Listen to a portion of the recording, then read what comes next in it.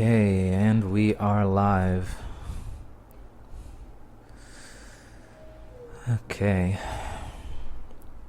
We still have close to 15 minutes to go, but I'm going to go ahead and spend this time on stream to confirm that this is all working out.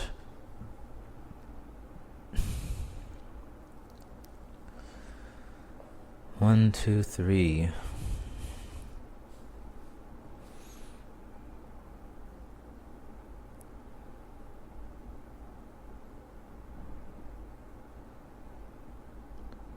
If anyone's out there, let me know how my volume is.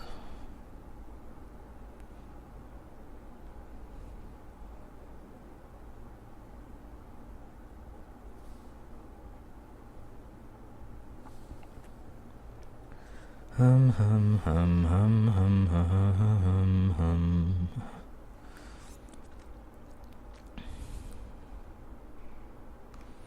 Ooh.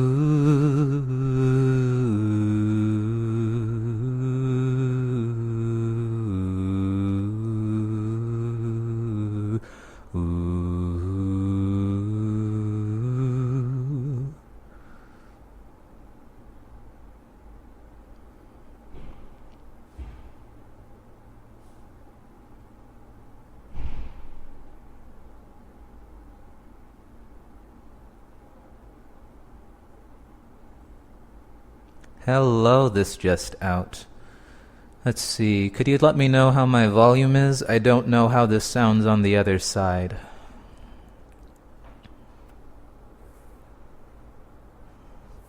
Do. I hate a moral coward, one who lacks a manly spark. I just detest a man afraid to go home in the dark. I always spend my evening where there's women, wine, and song. But like a man, I always bring my little wife along. I'm a member of the midnight crew. Oh, yo, what's up? Good to see you, Joy. Okay, I'm glad the volume's good. Thank you for stopping by. Oh, I'm a night owl and a wise bird too. Home with the milk in the morning, singing the same old song. Rise with the moon, go to bed with the sun. Early to bed and we'll miss all the fun. Bring your life in trouble, it will never trouble you. Make her a member of the midnight crew.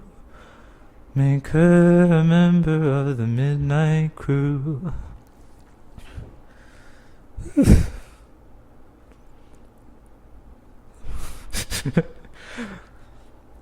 Okay, I was anxious about not having the stream ready in time, but maybe 15 minutes early was a little too much. Oh, well, whatever.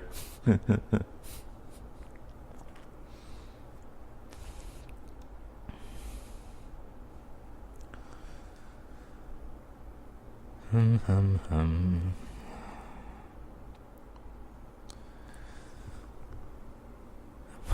Man, oh man.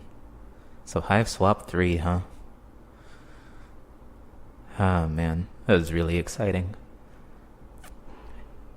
I didn't see all of the preview stream. I'm gonna check out the rest of it later, but I saw some of the new backgrounds and 2 of the new troll sprites. That's gonna be really cool. Oh, Roger. Best of luck with the browser.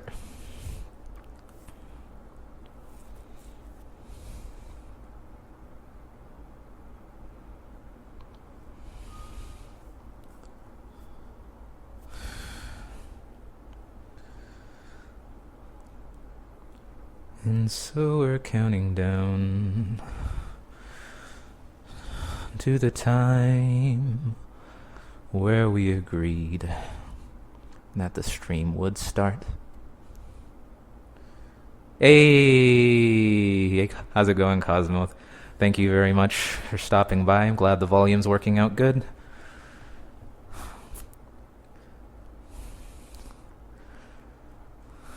Bum, bum, bum, bum, bum, bum, bum. Oh man, I am so friggin' nervous. This is gonna be fine though. This is gonna be fine. I am probably going to fit all of this in the time limit, and it's probably going to make sense. These are some very strong probablys. I feel good about this. Thank you. Yes, I can do this. This is going to go great.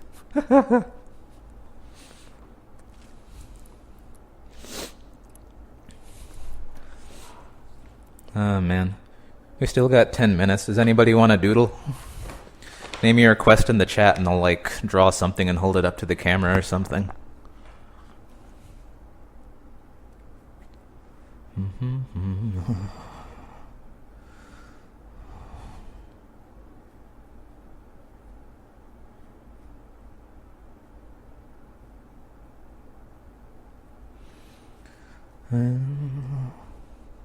Oh, new high swap 3 troll. Oh, shoot. What did she look like? I will try to draw her from memory, and we'll see how that goes. She had, let's see, she had 3 horns. And then hair that was also very much axolotl-y. How was her hair parted? Was it just split down the middle? I don't remember what her face looks like at all, so I was just gonna give her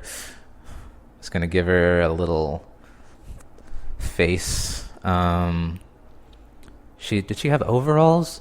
I remember her looking like she distinctly felt like a little German boy. She really did. I think should she have suspenders or something? Might have had suspenders.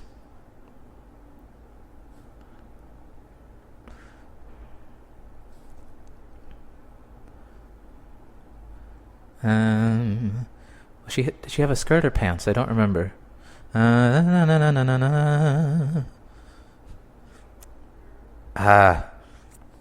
Drew suspenders on a Homestuck and defaulted to Caliborn look.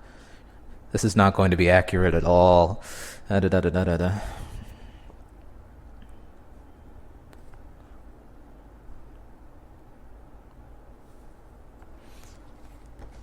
She looks like this? Question mark? She's here to save the day and go on adventures with Joey and stuff. Yahoo. Yahoo. Hell yeah, indeed. Let's see. Now that we know that we've got the sound working up, I might as well go ahead and prime the slide presentation.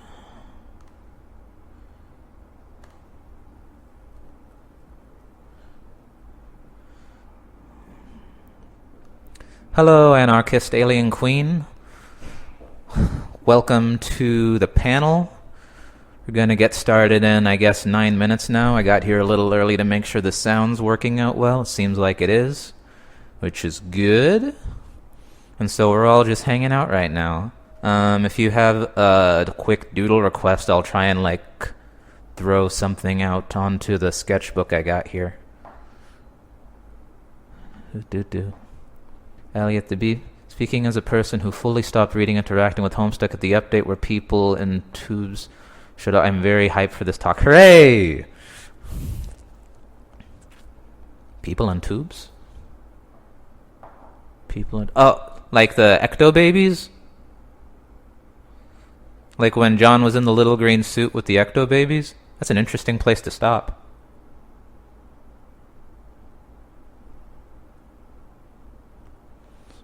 But yeah, you are definitely in for some spoilers then, but if you don't mind that, I think this will definitely be a very interesting time for you. Didn't stick long enough to find out. Fair enough. Well, yeah, you are going to hear about a very interesting side of Homestuck.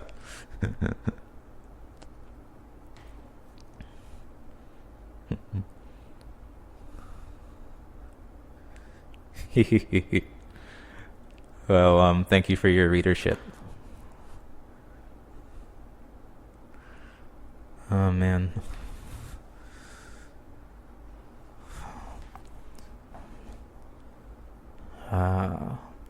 Yeah. Hearing about the Hive Swap 3 announcement was very timely. I just started playing the first Hive Swap recently with the content of this presentation in mind, and it's already been reaping some very interesting dividends. There's some very interesting elements of, like, people always knew that there was like an element of mystery to Homestuck, that there was conspiracies going on in the background, but I guess, I don't know, the deliberate engagement with real life conspiracy is, I don't know, I guess an under-discussed element. And hopefully we will be changing that. Root-de-doot-de-doo.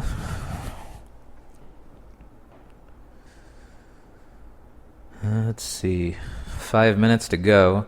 I'm going to post a quick announcement on Twitter. Rah, rah, rah, rah, rah. Hi, Momo. Welcome, welcome.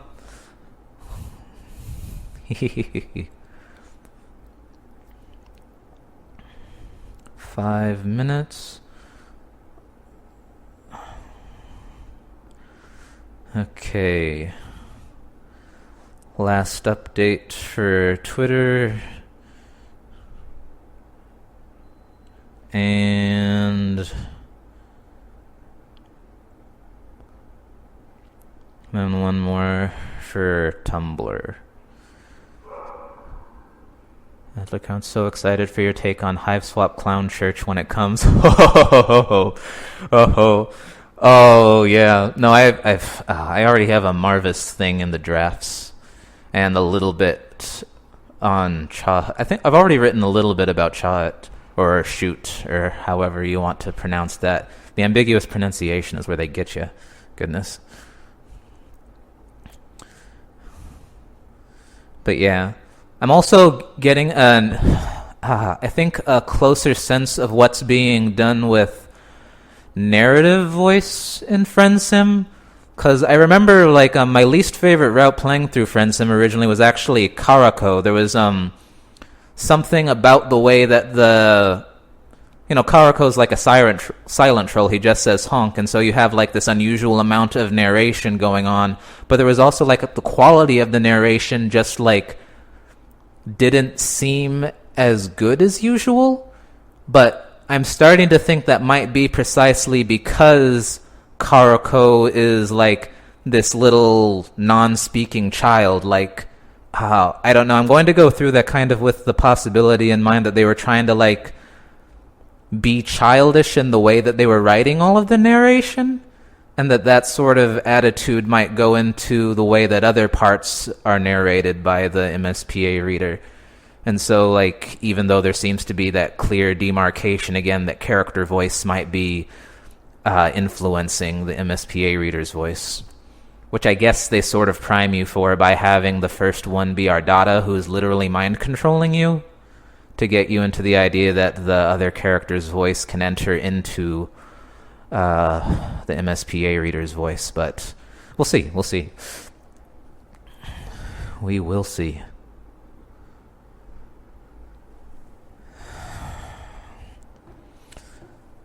Yeah, and for the record, I'm probably not going to be able to follow chat very closely during the presentation, for what I haven't been able to figure out a configuration for my laptop where I can have like the presentation view on PowerPoint going on and the stream next to it. And so I'm probably going to, I don't know, I'll probably check in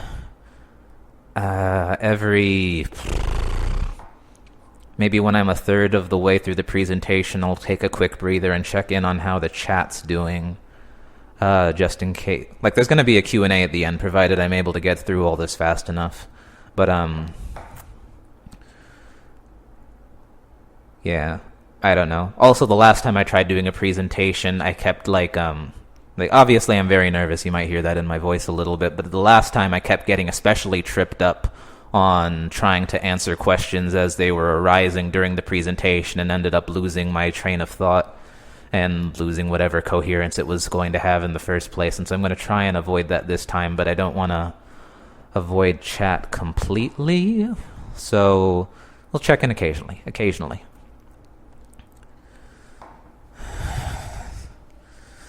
All right, 2 minutes. Gosh. Let's see. Can I draw Marvis from memory? I don't even remember what that boy's horns look like. Were they up or down? Oh, the one was up and one was down. He had like ba-ba-ba, ba-ba-ba.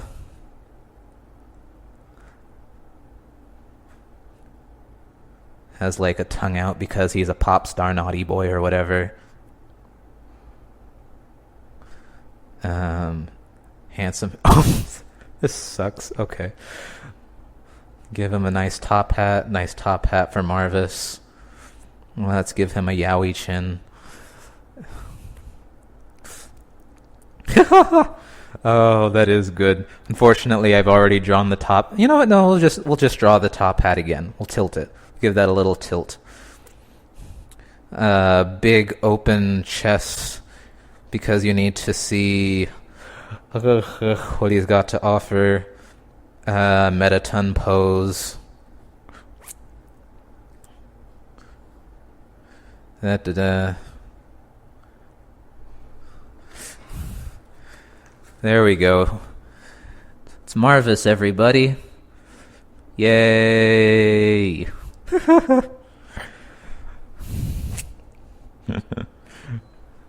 Oh gosh.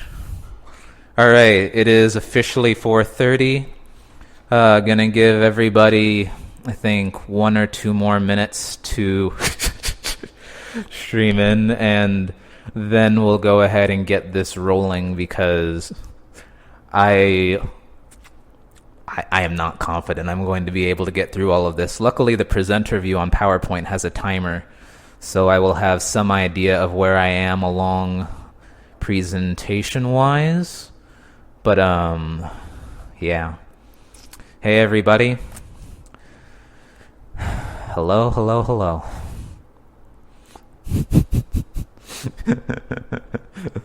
Thank you, Joe Sway. We'll send that to you later. Oh, boy. Okay. You know what? Let's go ahead and get this started. I'll open up the presenter view and get this thing rolling along, because time is a premium. Presenter view. All right. Guys and gals and NBs all, welcome to my conference call. Thank you for attending Alternia Revisited. I'm your host, Mallow. I've been reading Homestuck for about 10 years now. I'm kind of a homegrown analyst. I basically, class spect is how I began treating symbolism seriously. Participating in the community, trying to figure that system is how I basically got familiar with media analysis outside of high school. Eventually, I kind of moved on to some psychoanalytic film criticism paradigms that I've picked up online. And eventually that's led us to what we're going to be talking about today, which is a new kind of framing device for apprehending Homestuck, which is to kind of regard the story as taking place within a reactionary conspiracy, basically of cultural apocalypse, where Alternia in particular, you have like this anxiety taking place throughout the story, but Alternia in particular is an apocalyptic scenario where whiteness is overtaken by blackness, heterosexuality is taken over by the gays, and Christianity is taken over by Judaism. And that's kind of the way that this is going to be organized. There are stereotypes and some kind of abstracted pejoratives that are kind of placed throughout the story that kind of start hinting you into what's going on here and what's being compositive into the narrative before you. And we're going to try and go through all of that sequentially. Repetition is kind of the closest thing I have to legitimacy, because this is all going to seem pretty outlandish, even to people who are familiar with it. So the first thing we're going to do is go into some movies that are not Homestuck, but will kind of give us some microcosms of the sort of paradigms we're going to be dealing with, so that you can get an idea of what we're going to be doing beforehand, and also know that Homestuck isn't the first to do this sort of thing, even if it's doing it in its own little unique way. And I should also take this juncture to say that even though they're going to be censored on the slides, partly because I don't want to get blocked by Twitch, or what's the word for it? Removed? Banned, that's the word. But I will be saying some of the slurs there just because clarity is kind of the point here. We're trying to undo obfuscation. So that's something to look out for. And also there will be some discussion of sexual assault near the end of the presentation in its capacity as a rhetorical tool that's leveraged against outgroups. It's kind of part of the conspiratorial narratives because you accuse the evil outsiders of being predators. But having said all of that, let's begin. So the first movie that we're going to talk about is Forbidden Planet, a movie from 1956 where a man's latent desire to hurt people kind of manifests as this monster. It's referred to within the film as a monster from the id, referencing like Sigmund Freud's idea of like a dark unconscious, or at least that's how it's understood in pop consciousness. There's alien technology on the planet that reaches into his dreams and pulls out his aggression towards other people. So even if he isn't hurting them in his waking life, the fact that he wants to hurt them becomes this monster at nighttime. Suburb features similar technology. The last two items on the boot sequence for Suburb reference archetype dimmers, which refers to the obfuscation of ideas, and then manifestation systems, manifesting meaning bringing it into reality. And so you have this idea that some idea from your head is being brought into reality in an obscured form. And the first way we see that in Homestuck, like in Forbidden Planet, is monsters. When John trips on the staircase, an ogre immediately starts climbing up the mountain. One technique that Homestuck uses is that sequential events are often causal, even if the mechanism of causation isn't exactly apparent. In film theory, this is sometimes referred to as the Kuleshov effect. You cut from one thing to another, it's implied that you're reacting to something, that there's a causal relation between cuts. Homestuck does the same thing with its panels. And so you have the staircasing. Another ogre starts climbing up after John launches himself into the air with the pogo hammer, and then both of them encroach on him finally when he looks down over the edge into the abyss. Karkat once theorized that Suburb was harassing him by having him on a planet of his own blood color, and he's more or less right about that. Suburb placed John's house on this gigantic spire for basically the same reason, to provoke a fear of heights. And so going onward in the story, whenever imps appear, you can ask yourself what caused them to manifest. What is it in the environment that was already scaring the characters or causing some sort of emotional reaction that became imps or ogres or whatnot?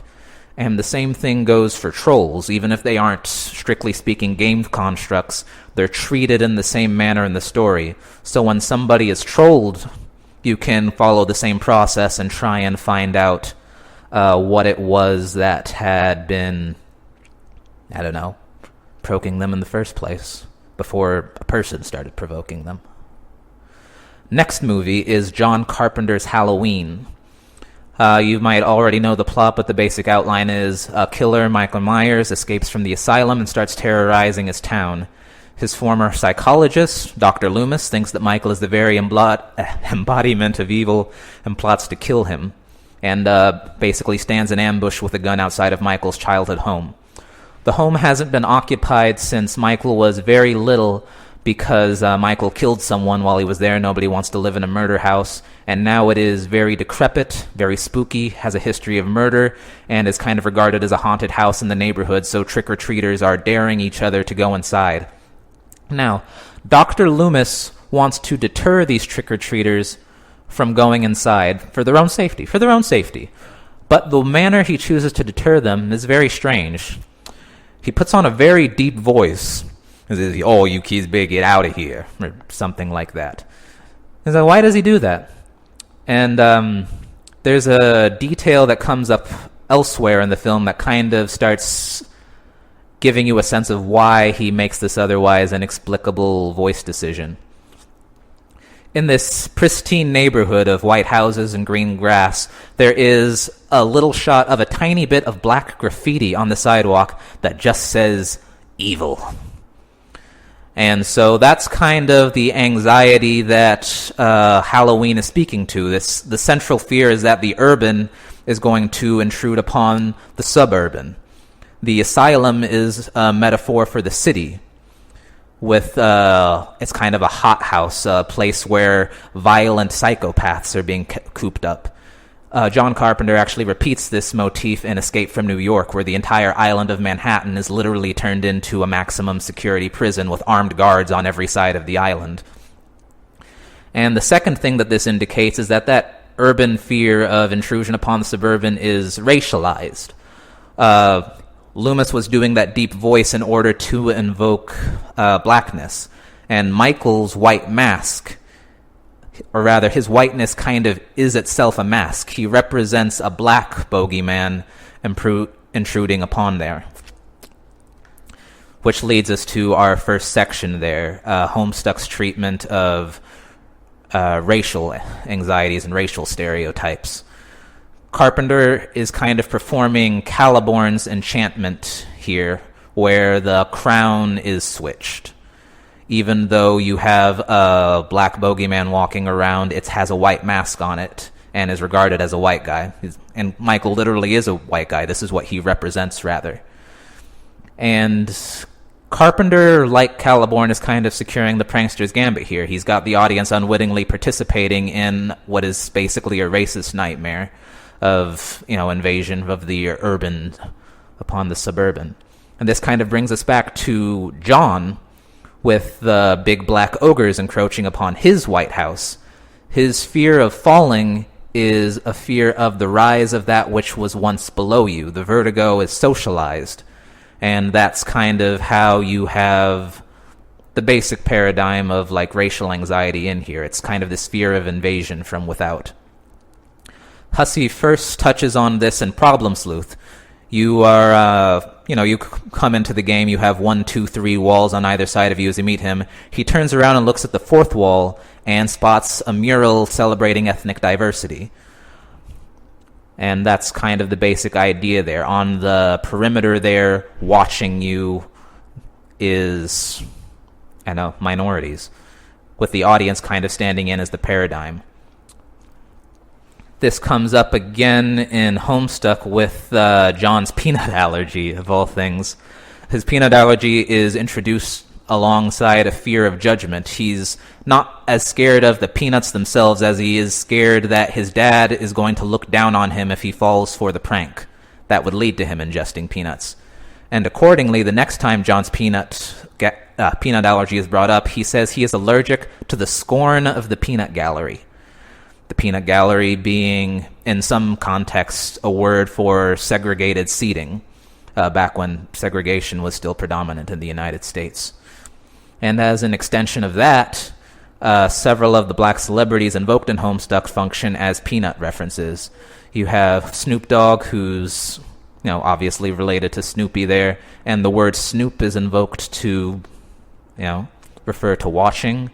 And then in capacities that we'll get into later, we have 2 brown Charlies, Charles Dutton and Charles Barkley. The black inflected leader of the trolls is her imperious condescension, whose name emphasizes her capacity for scorn, linking her to the peanut gallery and the fourth wall and such. And as I guess kind of an added bonus, maybe it's just serendipity, but her name is very close to a word that used to be used to refer to the top slave on a plantation, the head or in charge, which is basically what she is on Alternia in the context of ultimately being dominated by Lord English. Now, her imperious condescension takes over the world and floods it. The idea being that those two things are basically equivalent and blackness is being symbolized by a cataclysmic flood. One way that this plays into things is Barclay's Chaos Dunk, ostensibly a reference to the Shut Up and Jam Gaiden game that used to be popular online, but is being kind of referenced in its literal capacity of associating blackness with a dunk underwater. And the other place that this is relevant is in Deep Impact, one of the movies on John's Wall, where Morgan Freeman is the president as a gigantic cataclysmic flood is coming up, but that flood is synonymous with his presidency, which is, one of the reasons why John brings this up when he's kind of in denial about the Obama presidency. Homestuck takes place like shortly after Obama's into office, but John's saying, wow, a black president, now you've seen everything. That sort of thing. They hint at this in a Deep Impact by the phrase extinction level event. When the reporters originally trying to do research on what ELE means, the search results bring up black singers such as Elle Fitzgerald and Duke Ellington, as well as references to sound waves in order to connect them to the literal tidal wave that's going to come up later.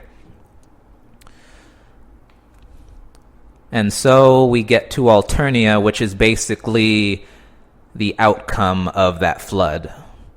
Alternia is a place where, blackness has hegemonic status. Gamzee's part of the ruling class. And so that's why Gamzee appears right after Karkat is looking at Will Smith.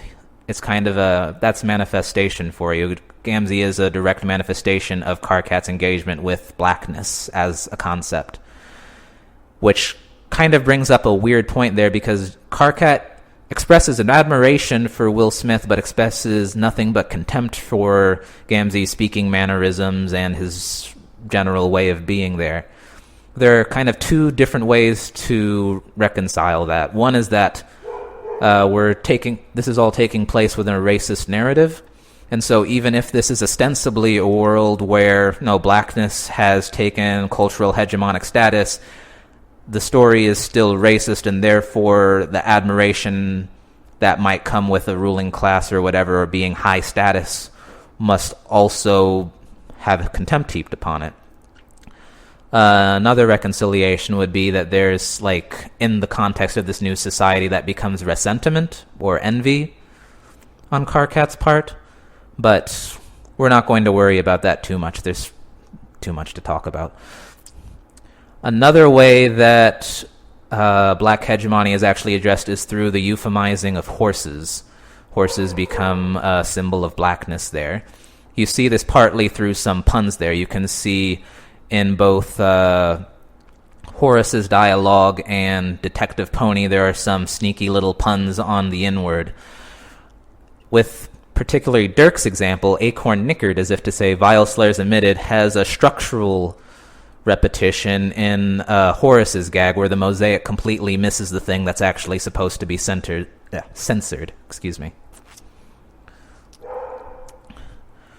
And this brings us back to John again. John's fear of heights was instigated by falling off of the slime pogo as a kid, but this is kind of the idea of being bucked off a horse. What was once below you is now above you. Oh no. And this actually, apparently, Hussey has been riding this particular horse for a long time. He has a comic on the left there from 2006. The dialogue was originally I love Sergen. But the idea is that the white guy's admiration, or appreciation rather, is predicated upon domination.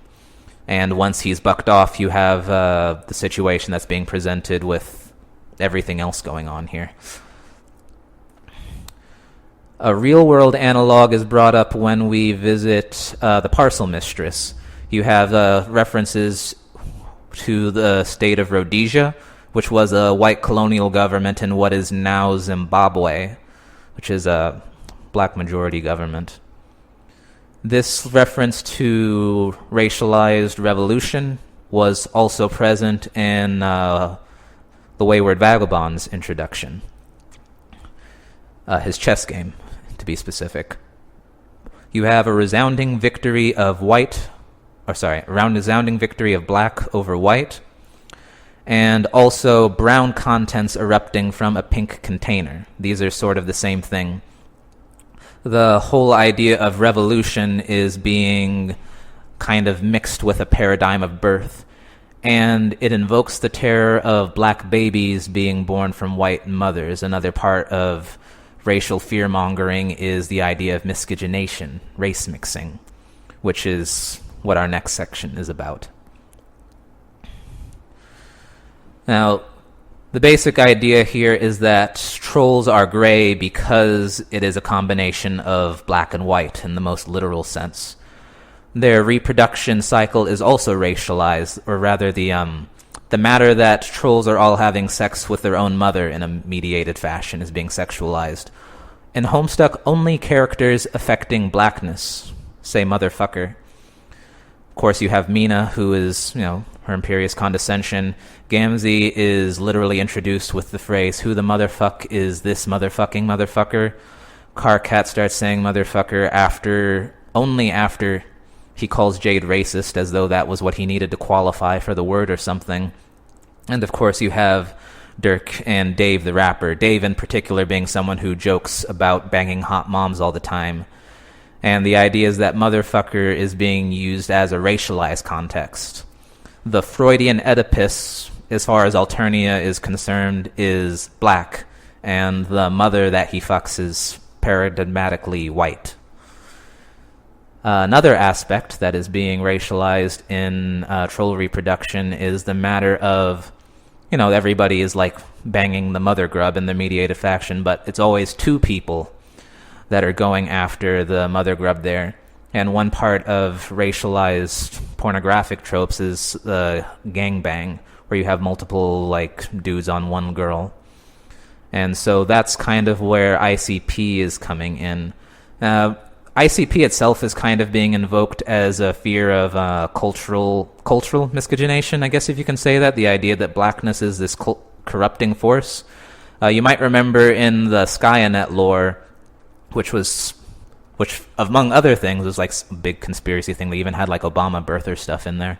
But you have the ICP being created by infusing Laurel and Hardy, a pair of white comedians from the mid-century, with essence of Hitler, and that turns them into ICP, with the eye being that their affectation of blackness is evil. That's kind of the gesture that's being accomplished by the Hitler infusion there.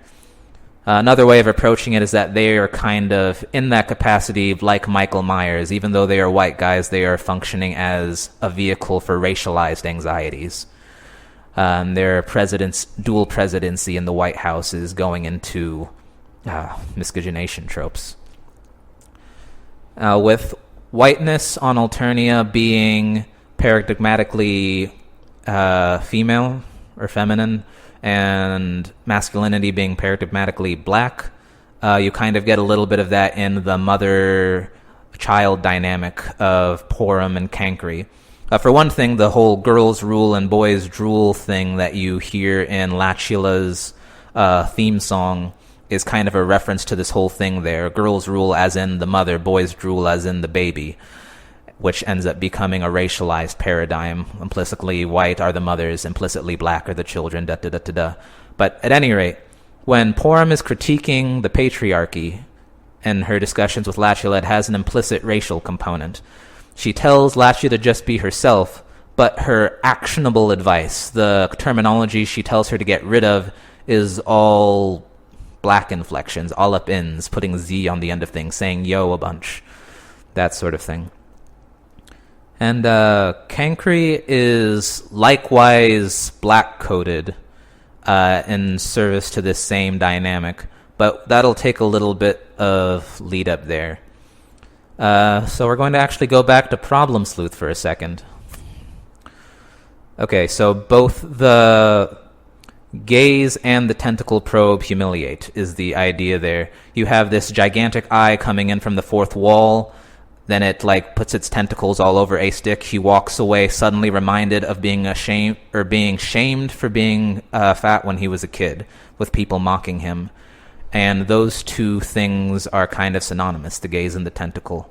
The same thing happens in the intermission, where you have Snowman humiliating Spade Slick both with her whip and with her gaze, and those two things are being equivocated, with also an additional reference to black penises via the Black Inches magazine that Hussey had included. Where did I grab that screen cap from? Was that Jailbreak? Pretty sure that was Jailbreak. Anyway, that's where we get the duddle. I don't feel like I need to discuss the duddle. Moving on, we have Oglagoth. We have a long chain of association that kind of gets to the point of black being equivalent to redness. One of the nicknames for Glub is the Rift's Carbuncle, which is a sort of legendary ruby. You have a bunch of letters shared between Darkleer and Redglare. And the basic idea is that the burning eye of the red sun is akin to the black gaze of the fourth wall. Dave in his apartments of cameras with their red LED bulbs is sick of the peanut gallery scorn and therefore slashes the Black Inches, as designated here as the insufferable prick. It's both the thing he is being called and the thing itself. That's what he's literally slashing at it. Well, not literally, literarily. Blech. Anyway, this is part of the joke of Cankry being nicknamed the Insufferable. It's not just a pun on the sufferer. It's a reference to his status as like the red eye of the sun, and also his status as like the black guy of whatever's going on there. His status as the red sun actually comes up in his relationship with Latula. He has a conversation where he emphasizes that even when she doesn't think that anyone is watching, don't worry, he saw. Cankry saw what was going on. Anyway. Another paradigm for the fourth wall that we get is the crow. Dave has a dream where he's viewing himself via this endless series of crows. Every time he dies, he switches to a new perspective, and that's the audience again. But as we've been talking about so far, the audience is being racialized there. And so you kind of have the cultural encoding of the crow suddenly seems to become relevant. And I actually learned very recently that Jim Crow is actually a blackface character. That's where the word came from. Back in the early 1800s, there was this blackface character named Jim Crow, and suddenly that became, or somehow that ended up becoming the designation for the entire set of laws. But anyway, Ninja, the ninja sword is what he attacks the crow with when he's sick of it being in his room. And incidentally, the ninja is kind of used as a sugar-free inward, but like both with ICP in general and then specifically by Gamzee in the epilogues. And so you kind of get the sense that Dave is literally hurling the inward at the crow that is bothering him. So that's fun. But anyway, we should get back to the red as black thing. Caliborn is kind of this nightmare black figure, is one way of putting it there. Caliborn is escaping from his chains to the Planet of the Apes, which was also a racial apocalypse movie. You have this idea of a monkey society taking over the earth. There was that was another thing about like a black takeover back in, when was that, the 50s? I think that was the 50s. But one of the interesting things about that is if red is black, then lime is white. Calliope doing the British thing as opposed to Caliborn's black-inflected speech, mostly taken from hip-hop. And as an added bonus, pejorative for the English is limey. Not sure whether that was intentional or not. Yeah, don't worry about it. But the idea is that, there's hints of Caliborn kind of reproducing his predomination over calliope in various parts of the story. People comment on that being part of like Lord English emerging from Doc Scratch as an imitation of that, and possibly the entire genocide of the Limebloods being a repetition of that. But the idea is that because, again, redness is blackness, lime is whiteness, and so this fantasy of white genocide, the idea that black cultural ascension is an existential threat to whiteness, is kind of what's being addressed with that whole situation on Alternia. Which brings us to our second part, where whiteness is feminine within the paradigm of miscegenation, and so the mass genocide of the Limebloods can also be read as a gynocide, elimination of femininity writ large, which would mean that every single troll is effectively male. All of them are submitting genetic material to the mother grub. Nobody's actually gestating. There's a sense that, this dialogue listed here, which was Caliborn talking about the felt, was also a reference to Alternia, or an retroactive explanation? I don't know what the word for it is, but kind of explaining what the situation for Alternia was in the first place, the sort of impulses that led to its creation. I'm going to pause for a second for a drink of water and to glance at chat. Da-da-da.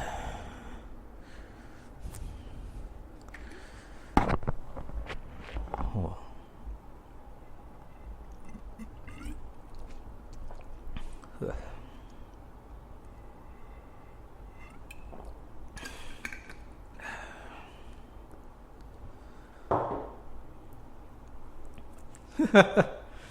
Hi, everybody.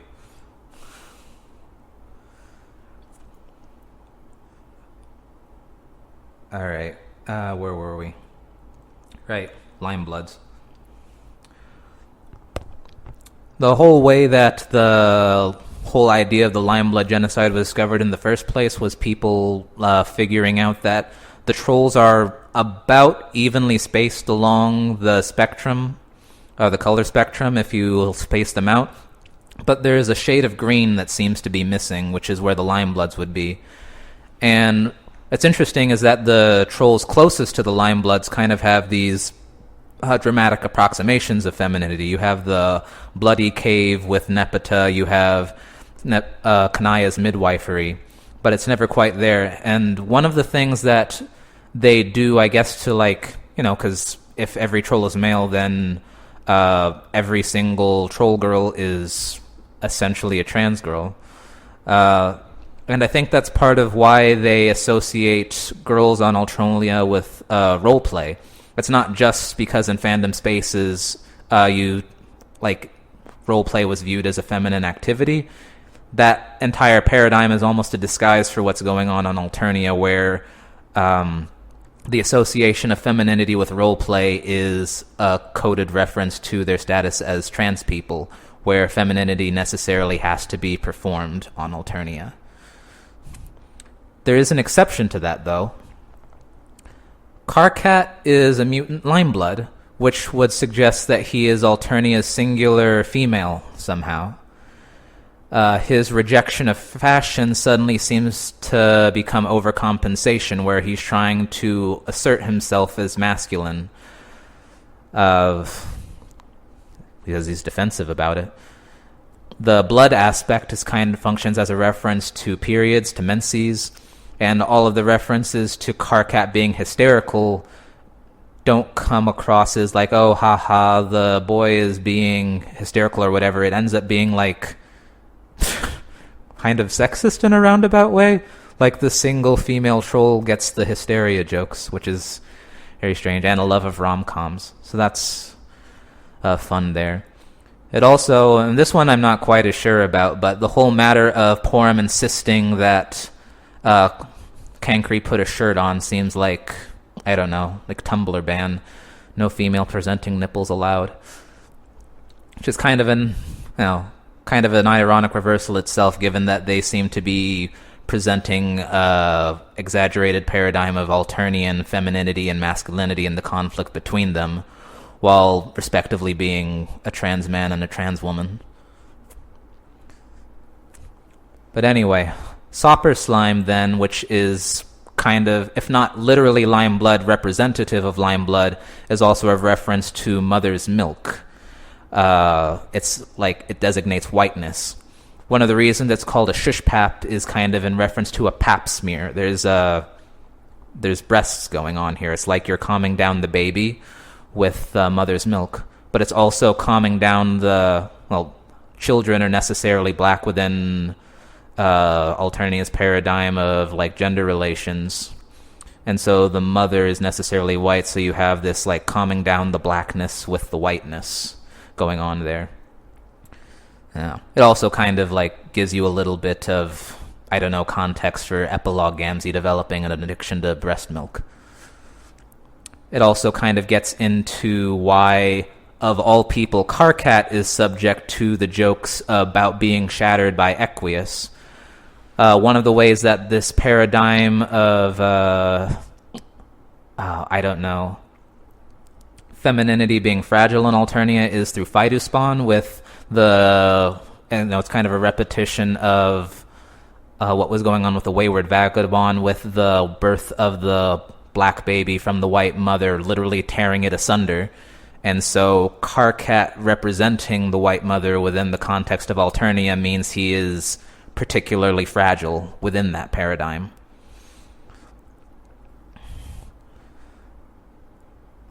And so we start getting to some particular veiled pejoratives. Fairy is being deployed as a slur. Tumblr user Abraxas Grip once pointed out that, I don't know, in the context of the developing consciousness of, oh, hey, Vriska's probably a trans woman, that whole future arachnids grip thing, and Karkat referring to her as a guy, that might not have just been some sort of one-off joke. That might have actually had a narrative purpose to it, and I'm inclined to agree with that. Fairies are being used as a pejorative. One of the reasons why you have Tavros being unable to get into his cocoon there is this kind of like idea of dysphoria. Being able to get into your cocoon means you're going to be able to become a butterfly, to become a fairy, but he can't because his horn's too big. You can't become a girl proper because you have a big old penis. That's part of why you have Rufio there. His red hair represents castration. It kind of actually did this in the movie Hook as well. There's this big deal about Rufio being presented next to a cross out of the hook. You have this little girl trying to tear Hook's hook off. It's a whole thing, but part of the reason that you have after Tavros is reflecting on things, Vriska specifically mocks Rufio because he is as illegitimate because it's supposed to be Tavros's approximation of femininity. Oh, even if you were to get rid of your horns, you would still not be like a proper girl. Is the sort of insults being deployed there, even though Vriska herself is a trans girl, again, because this is this is a transphobic narrative, so even though it's filled with trans people, transphobia is still kind of the narrative norm. That also kind of lends another flavor to Karkat saying stop playing games for girls when Tavros tries to fly. Not only because flying is being associated with femininity here, but also because Karkat is, like Vriska was representing before, supposed to be a representative of true femininity, that is, decrying Tavros's attempted approximation.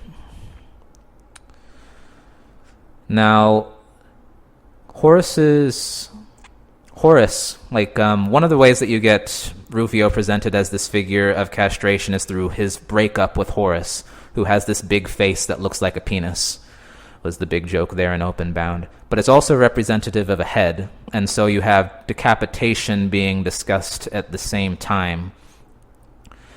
And there's this link between achieving femininity and dying. Ripping open the pupa and emerging as a fairy means death. And so you kind of start getting this association through Grandpa's house early on, where you have all of these portraits of ideal women next to mummies. And then when John crashes the car is kind of serving as representative of John's body, which is part of why you get that broken branch collapsing on top of it to represent the effective castration / feminization, however you want to address it.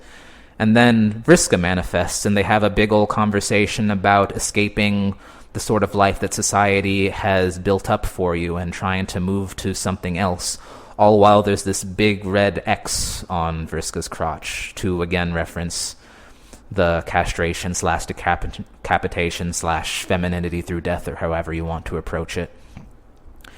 And this idea of, decapitation, I guess, leads us to execution, which is actually a very nice segue to Terezi and how she falls into all of this. Oh, darn it, we're almost at 40 minutes. I need to speed it up. Right, so ICP was a replication of Alternia's clown leadership on Earth and its miscegenation motifs. Guy Fieri is also a repetition, because his name sounds like Gay Fairy, and his honorable tyranny is a pun on emasculation is kind of the idea here, with you stringing up all of these phallic dragons with their big long snouts. Lemon Snout is itself a pun on piss nozzle. We'll get some other jokes to that effect later. And just to kind of cement that, or I guess to start building that up as not just a one-off thing, Lemon Snout is on the desk when Terezi is getting ready to attack Vriska with the cue ball, and Vriska's eye patch is itself a reference to One-Eyed Willie from the Goonies. It's got the little asterisk in there. Anyway, there's a little bit of misdirection going on in some of Terezi's conversation with Karkat. Karkat asks about Baby. Terezi talks about her Lucis, and you think you're talking about Terezi not having a Lucis, but she's also talking about her inability to have a baby, which is being kind of presented as, again, a paradigm of, she wants to be a girl, sort of rhetoric. You have the whole idea of flight being a thing leading to fairies, again there, with Karkat saying we need to get you out of that tree and into a proper goddamn lawn ring, being get your head out of the clouds. You need to stop flying, stop playing games for girls, sort of thing. You actually see a similar thing pop up when John is flying off, talking to Dave. Dave keeps emphasizing their status as bros as he's trying to get John to land. No flying, you can't become a fairy. Another one that we get is a human cigarette. When you're in Open Bound, Mina makes a comment about Cronus's magic wands, and he says that, in scare quotes, that it's a human cigarette. This quotes ostensibly reference that, okay, this is new terminology, he's just trying to introduce him, but it also implies euphemism, with the word for a cigarette literally just being a fag. And Mituna falls into that. Troll Seeger is a pun on cigar, and that's kind of where a human cigarette came from in the first place there. And it kind of leads us over to Solix, who is the first character variation on that whole kind of two-faced identity, aside from the literal two-faced character who also flips coins for decisions, whatever. You also get Solix messing with piss nozzles there through chopping up his little honeycomb. And then when he finally tastes it, you get a repetition of the spit take that started with the piss joke from Little Monsters when he launches all of his lasers into the air. The way that Mituna climbs into this, or relates into this, is that the whole idea of him being burnt out, of him, is kind of a reference to the psionic, who was literally used as a battery and used until he couldn't be used anymore. And Cronus references that to defend his own abuse of Mituna. He says, oh, hey, I didn't treat him as bad as you treated the psionic in another life. And they connect both of those later with a joke where Mina goes down to the deck to empty her bladder, and the meter doesn't start going down until Solix falls in because he is the piss nozzle. Like captor is how Mina caps off that particular interaction. Fago is yet another one. You could consider it the French pronunciation. Gamzee draws a connection between Fago and decapitated heads that is repeated with this cut from a decapitated frog statue to Eridan picking up the Fago. And when Eridan finally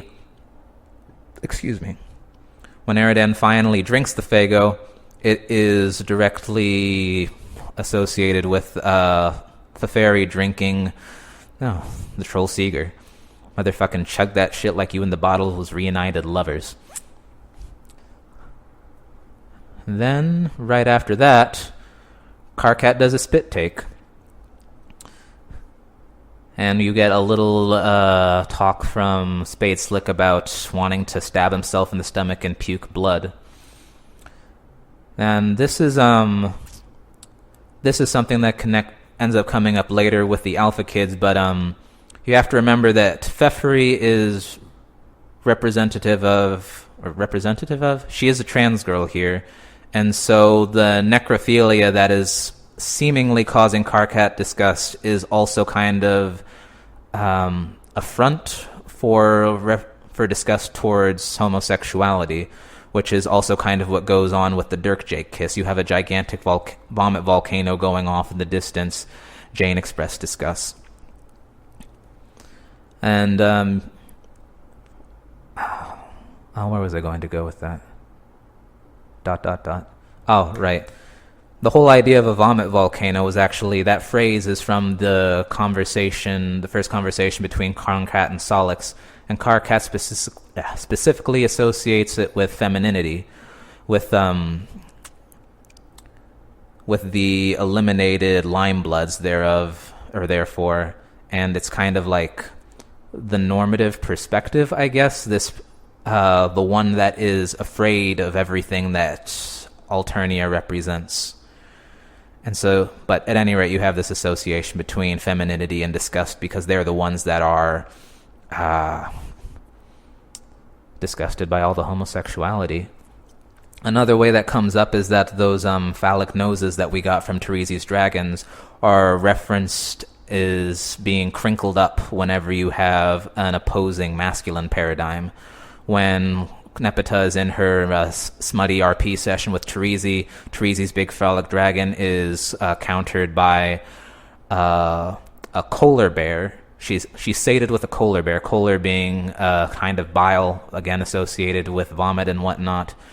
And when Terezi presents something indecipherable, Nepeta crinkles up her nose as a weird gesture of confusion, but that also references disgust. That's kind of what the nose crinkling gets more at. And again, AC rumples up her nose in perplexment when Aradia presents her with something very mysterious, with a chaos dunk is one way you might have it. This the inscrutable that's associated with the furthest ring in blackness, all of that unknowable out there. And again, with Pfeffery's indescribable glub, glub, glub, glub, glub, which is bulge spelled backwards, incidentally. You have, Kanaya wrinkling up her nose through the little question mark emoji. She talks about it as though it's a mouth, but it's part of the whole rumpling up the nose thing that began with Nepeta. And unfortunately this probably won't make many of you very happy, but the whole matter of the epilogues of Kanaya being perfectly okay with being cheated on by Rose with Jade, that kind of goes back into the comic itself. Eridan's whole thing about being hard and no one understands that was an erection joke, and it's not entirely clear that Nepeta didn't somewhat enjoy being blocked out of what was going on with Vriska and Tavros there. There's a reference to cuckoldry with her whole thing about watching oblong meat products go into places they don't belong, such as my wife. 46 minutes. Yeah, no, I need to keep rolling. Sorry, Kanaya. Alright. The next one that we have is Windbag. And I should go ahead and give you a forewarning for anyone who would like to step out at this juncture that this is where we kind of get into motifs of sexual assault. Jade's introduction begins with kind of riffs on hostility towards reader interactive segments. She really dislikes that she sucks at playing the flute, which is reader interactivity, and then when she gets to play the bass by herself, she's A-okay with that.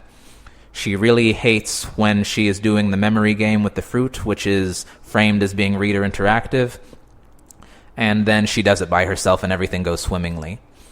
She hates the command prompt, more or less. She hates being ordered around by the fourth wall, that bit of narrative insertion. And she has a fear of lightning. Jade's first imp in the game manifests after this lightning-shaped aurora pops up, and you get some more context for that as the story goes on with first the appearance of Johnny Five, who is, his consciousness emerges through being struck by lightning like he's a Frankenstein, and also through Jade's sprite, who basically is a corpse who is suddenly animated and immediately begins begging for death. Jade is kind of rejecting this insertion of life or will or pneuma. Life itself is being regarded as this alien imposition.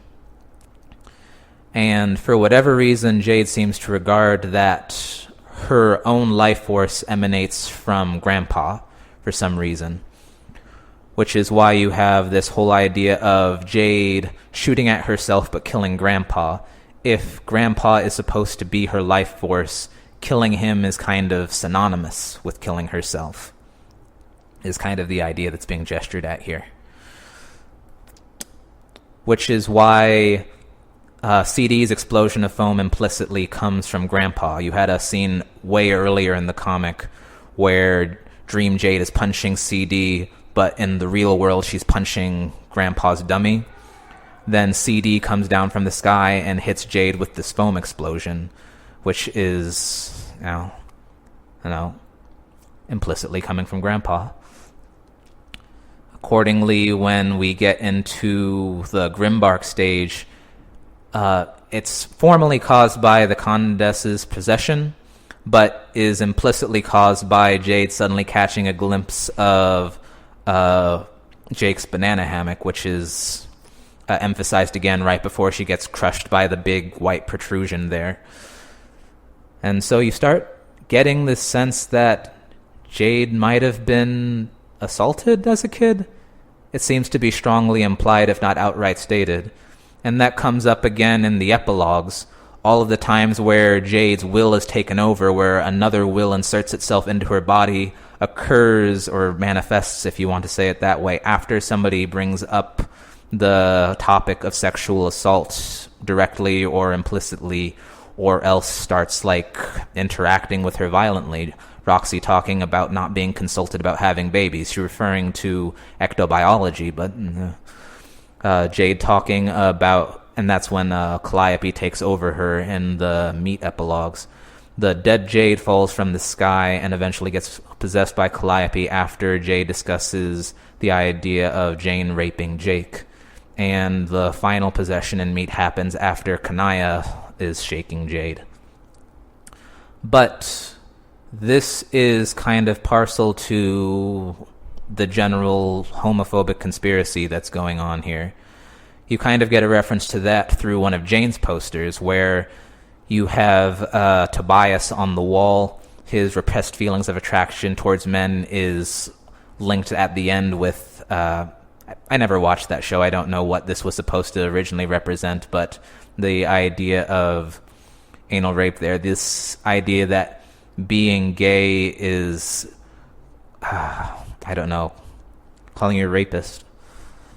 Limebloods also, a Tumblr user Limebloods also pointed out to me a while ago that having Dr. Manhattan on the wall in the same place, he was also kind of I don't know, he was also part of a gay scare narrative in Watchmen. There was a plot about his radioactive penis giving everybody he knew cancer, which was a metaphor for the AIDS crisis.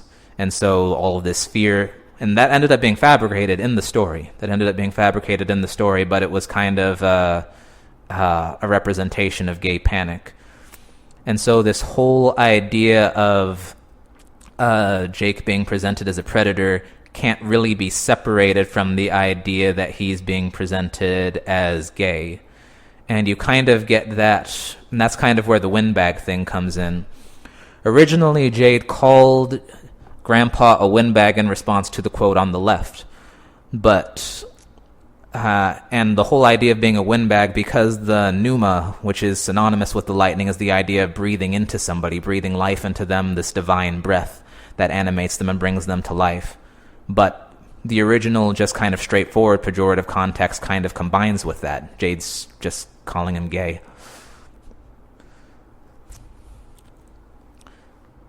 And the whole idea of inserting yourself into another person's body kind of combines with the idea of inserting yourself onto another country. There's this idea of colonizer also being leveraged as this gay pejorative. You see, Jake, his whole thing with like bringing on the micro shorts originally started with a reference to Laura Croft, whose entire series is about colonial expeditions to seize wealth or whatever from wherever it is she's going. And in Openbound, you have this idea of blanking out for a second. Damara. Her mode of speaking is kind of stilted in the same way that Caliborn's is. She is serving Lord English, and there's kind of a vague sense that she has been possessed by Lord English, or rather colonized by Lord English, as if he were, as if Caliborn were kind of kinning a Japanese girl through there. And so you have this idea of identifying with another culture, as happened in Avatar, happening in concert with the same trans motifs that were happening with Rufio and Horus there, with a fairy emerging after you're able to separate the head from the body, or the penis from the body, or however you want to approach there. Sorry, I'm losing my train of thought a little bit.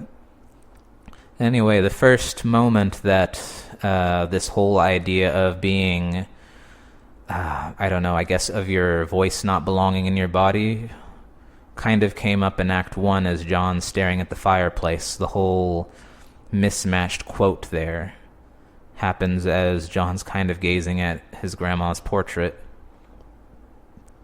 And so I kind of get the sense that the sense of your voice belonging in the wrong body is also being invoked for a sense of dysphoria. But there's another way that this whole idea of being puppeted by a force from beyond is being leveraged as a pejorative, and that is with Jewish conspiracies of puppet masters, masterminds, however you want to put it there. Limebloods, again, had an idea once that Lord English's fang was acting as a psychic antenna in the epilogues, and that after he is stabbed by it, John's behavior starts being leveraged in a certain way, kind of as a parallel to Jade having Calliope take over her body after she's impaled by that little shard of reality in the boss fight. Same thing goes for John. But Lord English is, Jewish coded. He wears a Technicolor dream coat, which is a reference to Joseph. He's entitled Eternity Shylock. That was the old title of Eternity Served Cold before they changed the title due to fandom backlash. And he demands a pound of smut, which is, again, a reference to The Merchant of Venice. That was a Shylock quote from the Shakespeare play. And so Lord English's influence is kind of being related to conspiracies of Jewish puppet master. And that kind of relates back to the trolls and the very notion of horns, where they are psychic antenna. In this little hussy interlude, when he removes the horns, he stops taking reader commands and starts going on his little tangent or whatever. You have the lightning in the background to remind us of the insertion of the pneuma, which is another paradigm for taking over other people's bodies. And when he reassumes the horns, he resumes taking readers' commands, and the story comes back. It turns out that having horns is, an old anti-Semitic stereotype. There was, I forget the exact word. I forgot to put it in my notes, but there's a translation of Exodus where light was coming from Moses' head when he came down from Mount Sinai with the Ten Commandments, but it's also a word for horns, and so you have a lot of depictions of Moses with horns in antiquity, which led to a stereotype of Jewish people having horns that served as basement for harassment and worse. But you have that kind of folded into the entire idea of the troll horns there being psychic antennas. Again, we have Gamzee here. Karkat tells him to stop slurping down the weird swill and fondling his horns. And then we never get a follow-up on that masturbation joke that you get with fondling the horns, but we do get Gamzee watching the colors with kind of the whole stoner, amazed, zoned out, just taking it all in kind of thing. But with both the weed joke and with the idea of provoking your horns, the idea is direct psychic stimulus.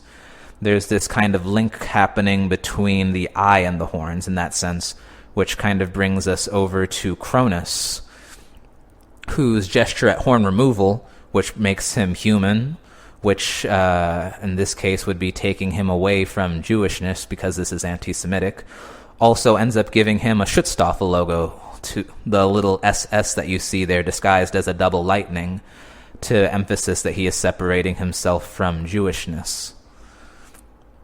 And you also see that idea of another link, I guess, to the whole hornlessness and eyelessness is that the whole idea of dual scar in the first place was originally referring to the eyes, because Caliborn / Lord English takes over people through hypnosis, going directly through the eyes, and Jack ends up gouging his eyes out in order to facilitate the whole takeover there.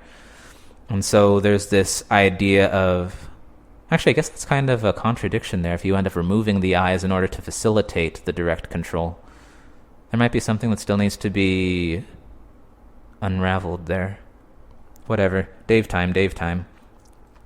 We talked about Ninja Sword being like occluded inward there, and here we have that the same position is being occupied by the word juice, which is the most straightforward Jews pun that exists. I saw that one in Power Thirst in like 2005.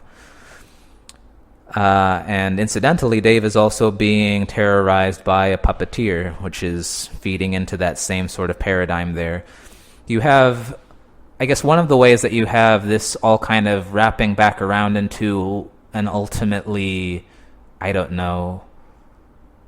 just kind of point of view is none of these are intrinsic to the groups they're describing. You see that, the inward and the whole idea of the pejorative Jew are kind of interchangeable.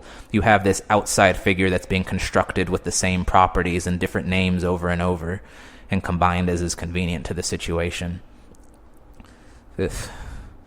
Anyway, one of the words that we get is, I guess, as a signal for looking out for this sort of perjuration throughout the story is arcs, which can be seen as both the Ark of the Covenant, the diluvial there in Dirk's intro refers to the flood, as well as to Noah's Ark, and that ends up being used as a signifier of Jewishness.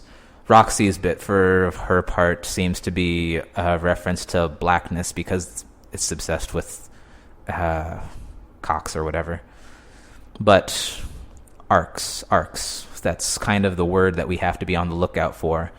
And so the command arrow, as we've seen, is one of the general paradigms of manipulation in the story. and so archery becomes a pejorative. It's a way to associate Jewishness with that whole fantasy of being controlled by an outsider force, of there being a shadowy manipulator pulling the strings. And it also is brought into one more purpose. We've already talked about the lime bloods being they are whiteness, they are femininity, they are also Christianity. One of the arrows is used to strike down the sufferer, who is basically having he's kind of being a stand-in for the elimination of the lime bloods here, which is also being used as a fantasy of Christian genocide, as though all the white Christians are going to be wiped out by Jewishness in the future, is another way of going there. And so you have this kind of perfectly generic martyr going on here. He's Jesus, but also the pose with the arrow is kind of taken from Saint Sebastian, with the main idea being that the Christians are being attacked by archery, which is a pejorative for Jewishness. And you also have the whole idea of destroying the mother before being repurposed as a thing of host desecration, which is another anti-Semitic trope. This idea that Jewish people would deliberately take the communion, the bread and the wine, and attack it so that they're attacking Jesus's flesh. The excellent host, the whole excellent host thing, who eventually erupts to bring about eternity's Shylock, this whole idea of the host plush being violated by, I don't know, is that a hook on there? Something about the hooks. This idea of graceful transition, grace being associated with Jesus being disrupted by a highly disrupted self-insertion arc, is all plays on this anti-Semitic trope of host desecration, which is also why when they talk about archaeology in Homestuck, it almost exclusively refers to messing with the dead and defiling tombs and whatnot. And that is about all I got. I actually finished this part of the presentation about 7 minutes faster than I thought I would. So we have plenty of time for the Q&A. Thank you, everyone. I'm going to turn over to the comments, and we'll start for the next 25 minutes or so getting into any questions that you might have.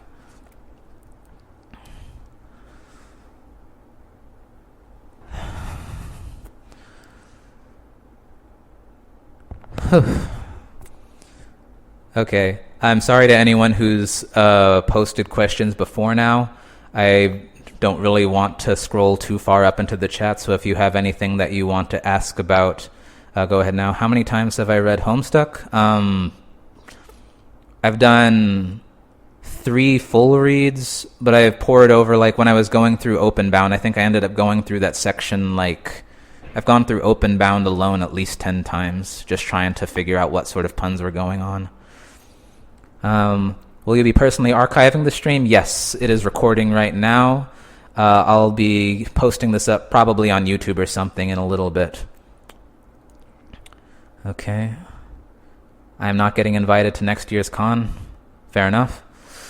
What did I major in? I majored in art practice.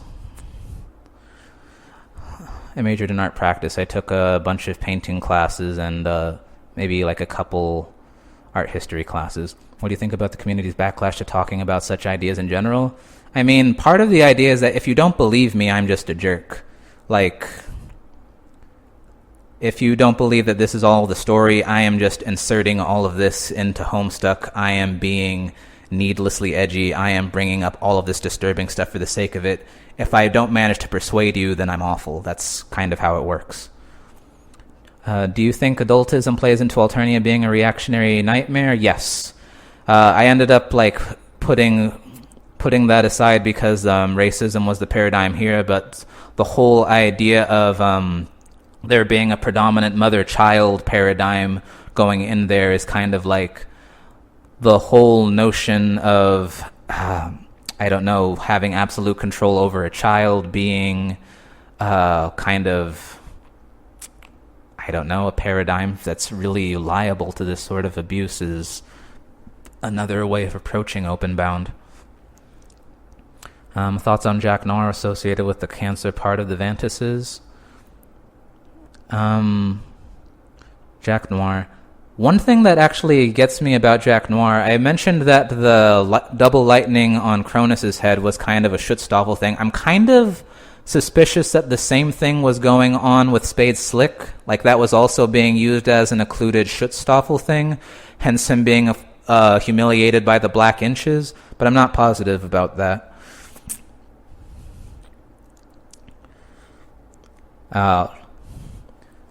Let's see. First time I heard about it. I'm glad that these theories have resonated with you, Phantom Spade. I've heard a lot of different response to the whole aspect of Jade's narrative there, and I think, like, more so than anything, that's been what's, I don't know, it's probably more responsible for my bad reputation than anything else I've written. But it's what it is. Are you aware Tobias Funk's subtextual joke that he isn't gay but rather a black man who just happens to look white? I think I've heard of that, but I don't remember it, and I don't think I can relate that to all of this on the spot. Shoot, I just missed a question. Bad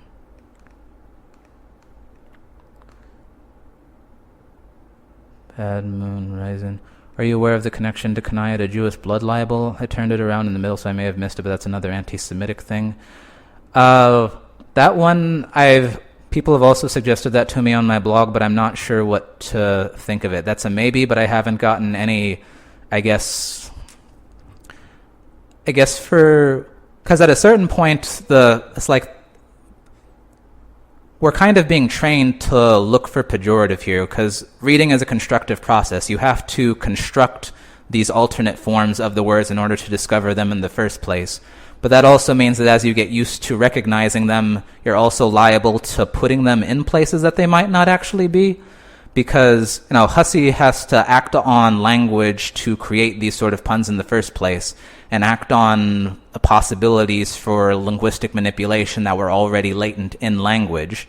And we have to act on those same possibilities in order to recreate what was being created in the process of writing Homestuck.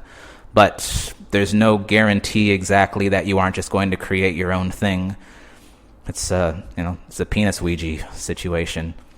Can you be really sure that you're not the one drawing the dicks?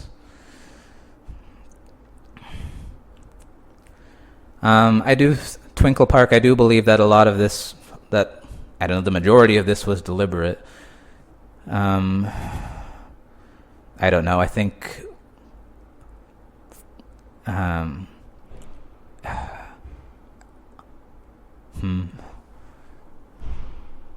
do I even justify that feeling outside of this presentation itself?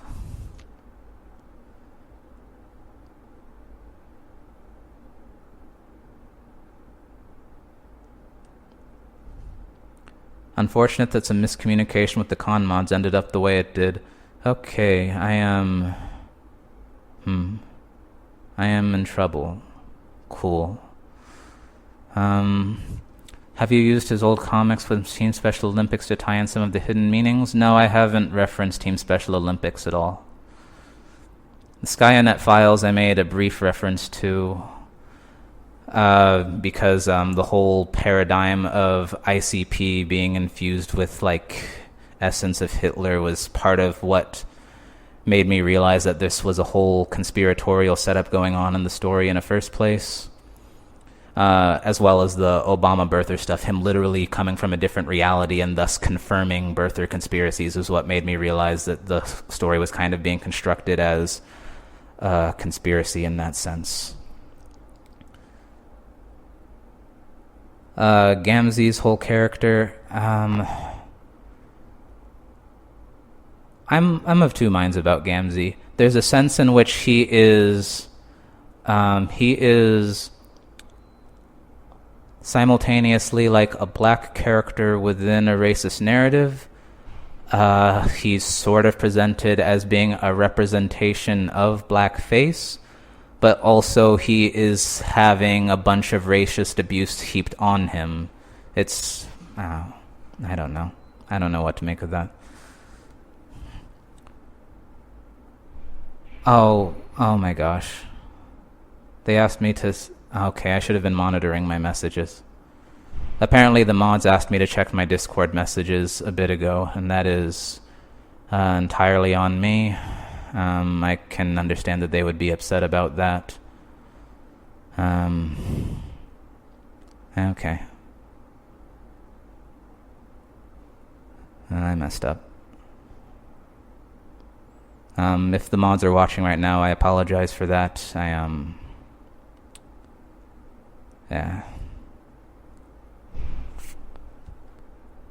Let's see.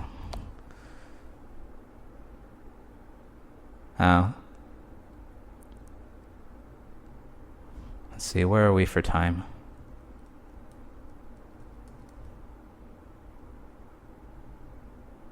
I guess strictly speaking, I still have 15 minutes left. Okay.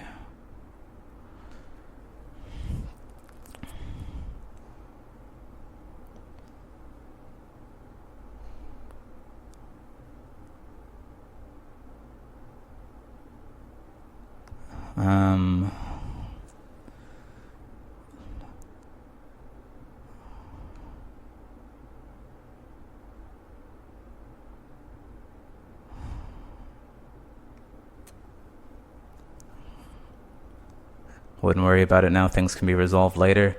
That's very nice of you to say, but I don't know. I've burned the bridges here, and I think abused some goodwill that was stretched my way, and I'm going to have to deal with the consequence of that shortly. Okay. Go early. No, I want to try and finish answering questions if I can. Personal favorite Homestuck character? That'd be Rose. I like, I don't know. I identify with pseudo-intellectuals. Yeah. No, I think I might go ahead and end early. That was... I need to talk with the mods and... I don't know. I guess work that out. Alright. Thank you all for attending. And I guess I will see you all later.